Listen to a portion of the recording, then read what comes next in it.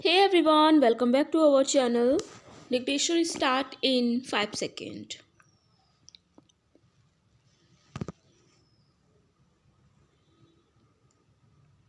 Start. We are having this budget in the third year of the third 5-year plan. This is to say, this is the 13th budget under planning. But added to this is the emergency today, which naturally has an impact on the economic policies and, in particular, on the budget proposals. It is agreed on all hands that resources should be found for the strengthening of our national defense as well as for the country's economic development. I think on the whole it is a right approach in the situation that national defense and economic development should go hand in hand. We cannot have a strong self-reliant defense potential in the country either now or in the future or in any future at all without having a strong economic base, especially industrial base. For without a strong industrial base you cannot have modern defense in the world today. Therefore, on the whole, it is a right approach, and I think we all should stick to this approach instead of trying to counterpose one against the other. Therefore, on that score, there is not any controversy whatsoever, but there is ground for controversy when you come to the budget proposals. The tragedy of the present budget is that it heavily penalizes the patriotism of our people. It seems that those who have formulated the budget have taken into their heads that the legitimate sentiments of the people for strengthening the defense of the country, as we all stand for strengthening the defense of the country, could be exploited in a manner which is in a large measure against the interest of the people as well as against the interest of the defense economy. I wish to make it very clear that defense has two sides, weapons and equipment on the one hand, and the human side as well as the labor power of the working people on the other. I think we cannot conceive of a strong defense in conditions of discontent, privatation, sorrow, and suffering. I think we will have to involve a policy whereby the resources of the country could be mobilized simultaneously with the harshening of the willing labor power, enthusiasm and initiative of our working people. That is how we should approach the problem of defense in a democratic setup.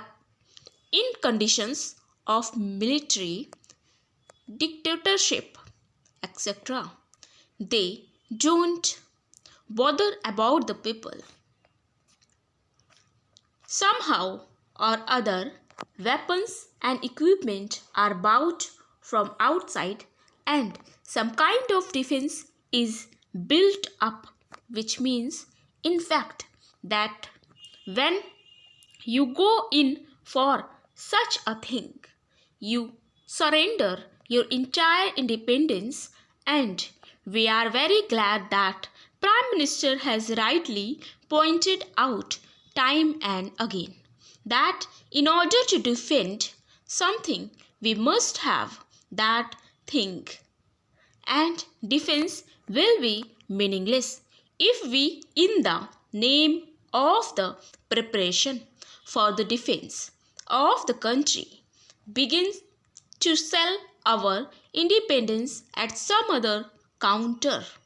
Such is not, fortunately, the policy of the government as we understand it, and such an can never be the policy of the government. Therefore, there is national agreement on the question of defense and also on the question of economic development.